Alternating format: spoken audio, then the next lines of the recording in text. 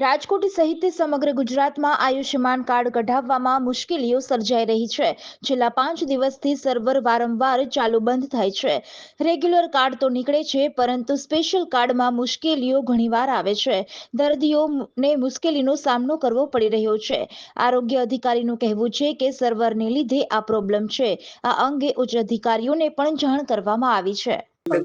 ઉર્મિલાબેન કિરીટભાઈ ઝાલાવાડી। મારી એક જ માગણી છે કે મારું આયુષ્ય કાર્ડ નીકળી જવું જોઈએ। અમે 2 મહિનાથી હેરાન થઈ છે।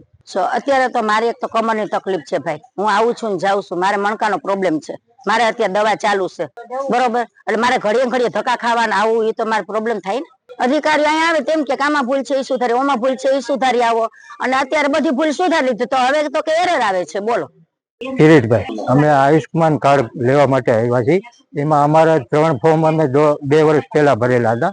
એમાં મારું એકનું કાર્ડ નીકળ્યું છે અને 2ના કાર્ડ નીકળ્યા નથી।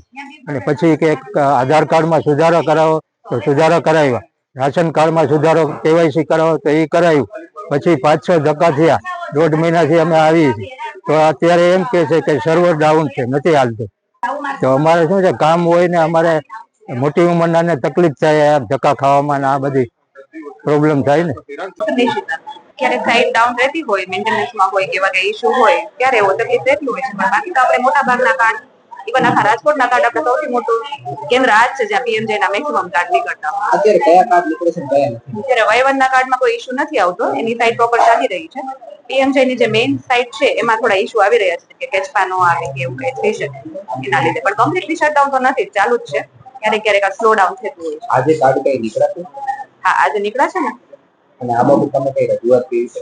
સ્ટેટમાં અમે મેલ કરતા હોય, આવું ક્યારેક થતું હોય કે સાઈટમાં કઈ ઇશ્યુ આવતા હોય, અને તરત જ એ લોકો પ્રાયોરિટીમાં રિવર્ટ બેક બી કરતા હોય છે।